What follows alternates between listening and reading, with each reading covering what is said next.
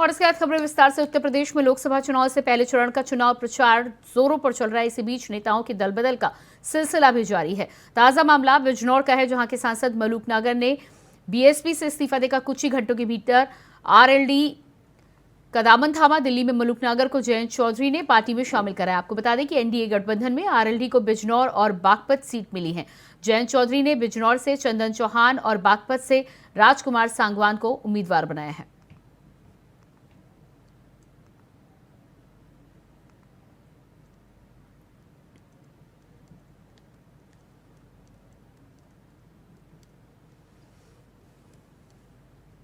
देश में कोई गुनाह थोड़ी है, करनी चाहिए बात। जो भी लोग पिछड़ रहे हैं, जिस भी कारण से पिछड़ रहे हैं, राष्ट्र के नीतियों में मुख्यधारा में फोकस में उनको लाना चाहिए। और मैंने भी हाल में चिट्ठी लिखी है अपने सभी विधायकों को। मैंने ये कहा है कि 51%, क्योंकि 35% पहले मैंने चिट्ठी लिखी थी कि अनुसूचित जात के जो गांव हैं, जो बस्तियां हैं, जो आबादियां हैं, वहां आप अपनी निधि को लगाएंगे। प्लस 16% मैंने और अब प्रस्तावित किया है। तो टोटल 51% जो रिसोर्सेज एक विधायक के पास रिसोर्सेज जो उनके डायरेक्शन से लगाए जाते हैं, सीधा उनके सुझाव पे और उनके प्रस्ताव पे जो काम होते हैं उनकी निधि से होते हैं। 51% वो अल्पसंख्यक के और अनुसूचित जात के लोगों के बीच वो अपनी निधि लगाएंगे। हमारी पहली पार्टी है जिसने अपने विधायकों को इस तरह से कहा है, और ये हमारी सोच को दिखाता है, दर्शाता है। समाजवादी जी के पार्टी के मैनिफेस्टो को मैंने अभी पूरी तरह से पढ़ा नहीं है, टू बी वेरी ऑनेस्ट। कल भी मैं मीटिंग्स में था, अभी मैं यहाँ से जाऊँगा डॉक्टर महेश शर्मा जी के क्षेत्र में भटौना गांव में मीटिंग है। उसके बाद हेमा मालिनी जी के लिए प्रचार करूँगा। और दुनिया गोल है, 2009 में वो मेरे लिए प्रचार करने आई थी और अब मैं उनके लिए प्रचार करने जा रहा हूँ। मैं एमपी जब बना तो आरएलडी का बहुत बड़ा योगदान था, समाजवादी का भी योगदान था और बीएसपी तीनों मिलकर लड़ रहे थे। जब मैं एमपी बना, जयंत जी की बहुत महत्वपूर्ण भूमिका थी। जयंत जी ने मेरे लोकसभा के 5 विधानसभाओं में, अलग अलग विधानसभाओं में बड़ी बड़ी मीटिंग करी। यही कारण था कि पिछले 25 सालों से पश्चिम उत्तर प्रदेश में मेरे पूरे होर्डिंग पुते हुए पटे पड़े रहते थे, और एमपी जीतने के बाद एक बार भी मेरा होर्डिंग किसी ने नहीं देखा, क्योंकि पार्टियां अलग हो गई थी और मलूक नागर 3 पार्टियों से एमपी बना हुआ था। आरएलडी का उस पर फोटो ना हो या जो दूसरी पार्टी से जीता उसका फोटो ना हो तो मेरे होर्डिंग नहीं लगे थे। चाहे संसद रही हो, चाहे देश के राष्ट्रीय नेशनल चैनल रहे हो, हमेशा मैंने जब भी जरूरत पड़ी कुमारी बहन मायावती जी के साथ जैन जी की तारीफ की, और जब जब भी जरूरत पड़ी देश की संसद में खड़े होकर party, politics, MLA, MP, minister सबसे ऊपर उठ के देश के लिए क्या जरूरत थी, अगर देश के लिए सरकार ने अच्छा काम करा तो खुल के हमने तारीफ करी, और अगर सरकार के काम में कहीं खामियां थी तो आराम से उन कमियों का उजागर करा, लड़े, जूझे, भिड़े, टकरे। हमारे देश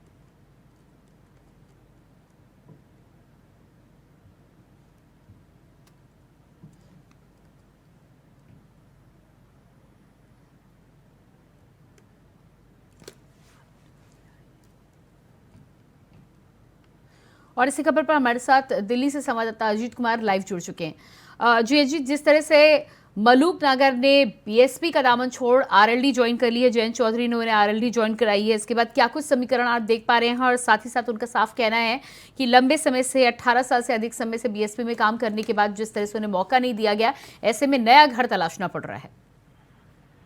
देखिए प्रियंका, जब भी कोई चुनाव आते हैं और चुनाव आने के बाद पार्टी फेरबदल का जो सिलसिला है वो आमतौर पर देखने को मिलता रहता है।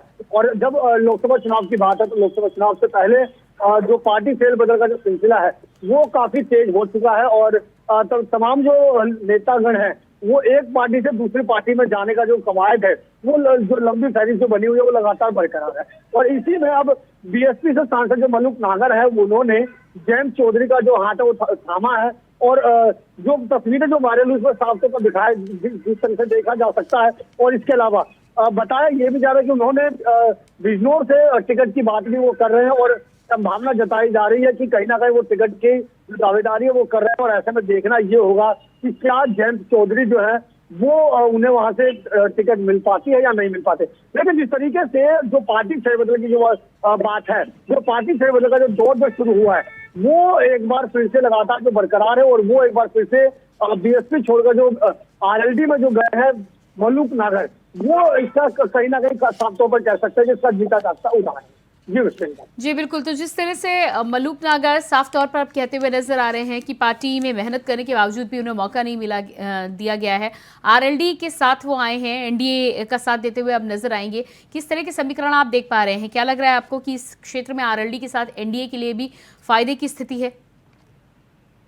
देखिए बिल्कुल, यहाँ पर अगर हम बात करें समीकरण की तो राजनीतिक समीकरण बहुत ये कहा जा सकता है कि बहुत बदल चुका है, क्योंकि वो अभी और पहले से ही बिजनौर से सांसद रहे हैं और कहीं ना कहीं अगर वो जयंत चौधरी का दामन थामते हैं तो इसके लिए अब ये साफ तौर पर कहा जा सकता है कि जयंत चौधरी का जो पल्ला है वो काफी हद तक और इनके इसमें जयंत चौधरी के साथ शामिल होने से काफी मजबूत हो जाता है। हालांकि जिस तरीके से सूत्रों के हवाले से खबर आ रही है कि पहले इन्होंने बीजेपी में जाने की कोशिश की थी, लेकिन बीजेपी में जब बात नहीं बनी तब जाकर के इन्होंने आरएलडी यानी कि जयंत चौधरी का जो दामन है वो थामा है। और अब कहीं ना कहीं चुनावी समीकरण जो है वो आरएलडी में शामिल होने के बाद काफी जो चुनावी समीकरण है वो जरूर बदले हैं और आने वाले समय में कहा जा सकता है कि बिजनौर की राजनीति में भी काफी परिवर्तन देखने को मिल सकता है। जी प्रियंका। जी बिल्कुल। तो जिस तरह से एक तरफ आरएलडी का दामन थामा, दूसरी तरफ टिकट ना मिलने की नाराजगी मानी जा रही है, तो क्या लग रहा है आपको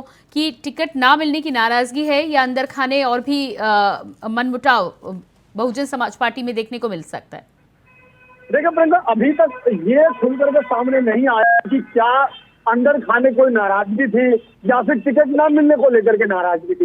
लेकिन निश्चित तौर पर ये जब इस तरह की जो पार्टी फेरबदल वाला जो मामला सामने आता है तो आमतौर पर कहीं ना कहीं उसमें टिकट ना मिलने की नाराजगी ज्यादा देखी जाती है। हालांकि अभी तक इसमें ऐसा कोई बात सामने नहीं आ पाई है पुख्ता तौर पर कि क्या वो टिकट नहीं मिलने को लेकर के नाराजगी थी या अंदर खाने कोई गुटबाजी चल रही थी या पार्टी के कामकाज से वो नाखुश थे या कहीं ना कहीं किस तरीके से क्या बात जो पुख्ता बात है वो अभी तक फिलहाल सामने नहीं आई है। तो लिहाजा देखने वाली बात होगी कि आखिरकार वास्तविक वजह क्या है। लेकिन ये जरूर कहा जा सकता है कि बीएसपी का दामन छोड़ने के बाद जयंत चौधरी को काफी मजबूती मिलने वाली है लोकसभा चुनाव। और कहीं ना कहीं जयंत चौधरी ही नहीं, ये जो है ये बीजेपी और एनडीए के लिए भी बहुत बड़ी जो चुनावी समीकरण बदलने वाली जो बात है वो साबित हो सकती है। जी बिल्कुल। तो जिस तरह से दल बदल के इस सिलसिले में जयंत चौधरी भी अपना कद बढ़ाने में लगे हुए हैं, लेकिन साथ ही साथ मलूक नागर का लगातार ये भी कहना है कि लंबे समय से पार्टी में कार्य करने के बावजूद भी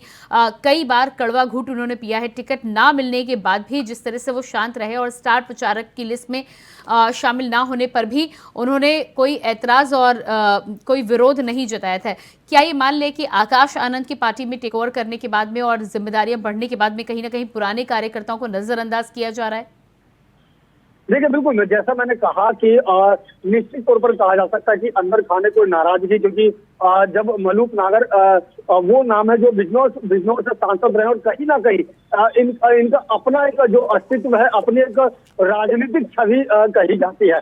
और जैसा मैंने कहा कि निश्चित तौर पर ये साफ तौर पर कहा जा सकता है कि कहीं ना कहीं अंदर खाने कोई ना कोई ऐसी जो कले है वो जरूर रही है और उसी का फायदा कहीं ना कहीं जयंत चौधरी को मिला है और कहीं ना कहीं इसका खामियाजा जो है वो आने वाले लोकसभा चुनाव में बीएसपी को भी भुगतना पड़ सकता है। क्योंकि जिस तरीके से बीते दिनों बीएसपी ने साफ कर दिया था कि वो किसी भी जो गठबंधन है उनके साथ नहीं लड़ेंगे, तो कहीं ना कहीं ये बीएसपी के लिए बहुत बड़ा न केवल नुकसान है बल्कि आने वाले समय में काफी बीएसपी का चुनावी समीकरण बदलने का भी काम कर सकती है। जी बिल्कुल अजीत, इस तमाम जानकारी के लिए बहुत शुक्रिया आपका।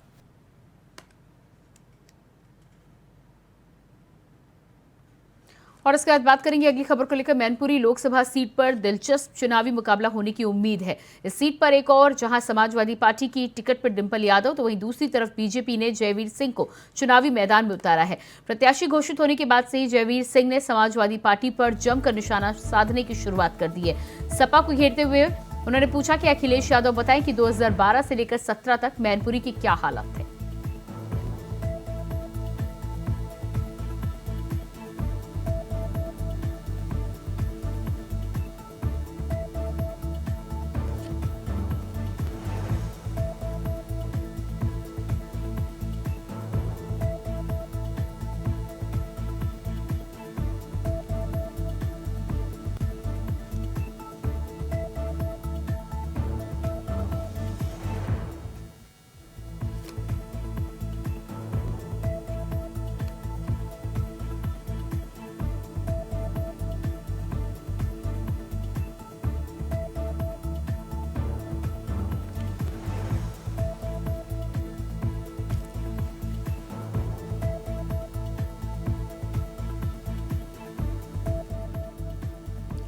मैनपुरी में लड़ाई बीजेपी के जयवीर सिंह और सपा की डिंपल यादव के बीच है। ऐसे में बीजेपी के द्वारा कैबिनेट मंत्री जयवीर सिंह को मैनपुरी से लोकसभा का चुनाव लड़ाने पर डिंपल यादव का बयान सामने आया है। डिंपल यादव ने कहा है कि सपा के लोग जमीन पर काम करते हैं, बीजेपी से किसी न किसी को तो चुनाव लड़ना ही था। अच्छा है जयवीर सिंह लड़ रहे हैं। मैं समझती हूँ समाजवादी के कार्यकर्ता और पार्टी के सभी लोग ज़मीन पे हैं और कार्य कर रहे हैं, और कोई ना कोई कैंडिडेट तो भाजपा का आना ही था, तो कोई बात नहीं। तो अच्छी बात है कि जयवीर सिंह जी आए हैं। नहीं तो अच्छा है कि बच्चे जाने कि जो पॉलिटिक्स होती है वो इतना इजी नहीं होता है। जैसे कि हमें दिखता है कि बहुत आसान है, लेकिन वास्तविकता राजनीति की बहुत ही अलग है कि जब तक आप ग्रास रूट से कनेक्टेड नहीं होंगे, जब तक आप धरातल पर नहीं उतरेंगे, तब तक पॉलिटिक्स का कोई मायने नहीं है।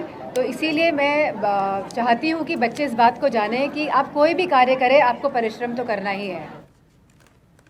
मेरठ में तैनात एक दरोगा का बीजेपी का पटका पहने फोटो सोशल मीडिया पर वायरल हो रहा है। फोटो में दरोगा बीजेपी कार्यकर्ताओं के बीच खड़ा हुआ दिखाई दे रहा है। फोटो को देखने से लग रहा है कि दरोगा चुनाव प्रचार कर रहा है। वहीं इस फोटो के वायरल होने के बाद एसएसपी ने दरोगा को निलंबित कर दिया है। वायरल हो रहे फोटो में दरोगा हंसते हुए दिखाई दे रहा है, लेकिन निलंबन के बाद दरोगा ने बीजेपी की महिला पार्षद समेत 25 पर शिकायत दर्ज करवाई है। वहीं पुलिस ने मामले में मुकदमा दर्ज कर जांच की शुरुआत कर दी है।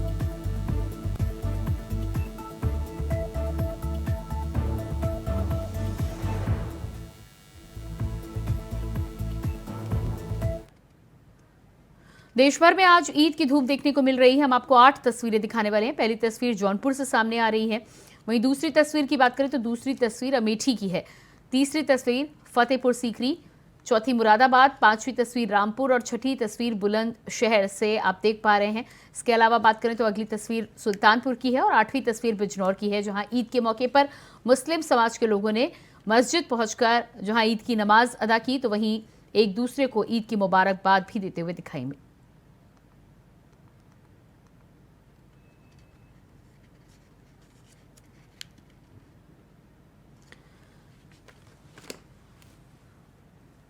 तो ईद को लेकर जहां देश भर के अलग अलग हिस्सों में खुशी और जश्न का माहौल है, अलग अलग जगहों पर ईद की नमाज अदा करने के बाद लोग मिठाइयां खिलाते हुए और गले मिलते हुए नजर आए। इसके अलावा ईद की नमाज के दौरान अमन और चैन की दुआएं भी की गई। और इसके बाद एक बार फिर से आपको ईद की 6 और तस्वीरें दिखाने जा रहे हैं। यूपी के आगरा, बदायूं, रायबरेली, दातागंज और लखनऊ सीट से ये अलग अलग तस्वीरें आप देख पा रहे हैं। पीलीभीत की छठी तस्वीर आप टेलीविजन स्क्रीन पर देख पा रहे हैं। ईद के मौके पर लोगों ने मस्जिद पहुंचकर ईद की नमाज अदा की, तो वहीं एक दूसरे को ईद की मुबारकबाद भी दी। गले मिलकर ईद की बधाइयां देते हुए आज मुस्लिम समाज के लोग नजर आ रहे हैं।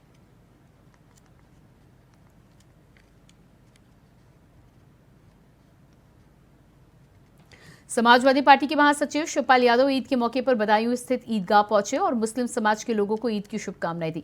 इस मौके पर शिवपाल यादव के साथ समाजवादी पार्टी के पूर्व मंत्री आबिद रजा भी मौजूद रहे। ईद की सभी को, सभी देश विदेश और सभी मुसलमान भाइयों को ईद की बधाई। देखिए, ये चुनाव का बड़ा परिवार है, चुनाव का भी है, चुनाव के अवसर पर ईद भी है, तो ईद भी मनाना है और पूरी तरह से शांति से, बस अल्लाह से यही मेरी प्रार्थना है कि शांति से पूरे सभी लोग ईद को बहुत अच्छी तरह से मनाएं। मिर्जापुर में ईद के मौके पर समाजवादी पार्टी के मिर्जापुर से घोषित प्रत्याशी Rajendra S Ben Samajwadi party जिलाध्यक्ष देवी प्रसाद चौधरी के साथ इमामबाड़ा स्थित करबला पहुंचे, जहां उन्होंने मुस्लिम समाज के लोगों को ईद की मुबारकबाद दी।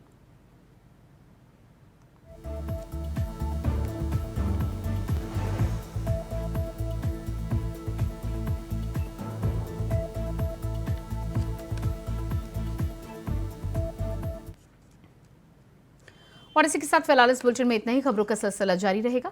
नमस्कार।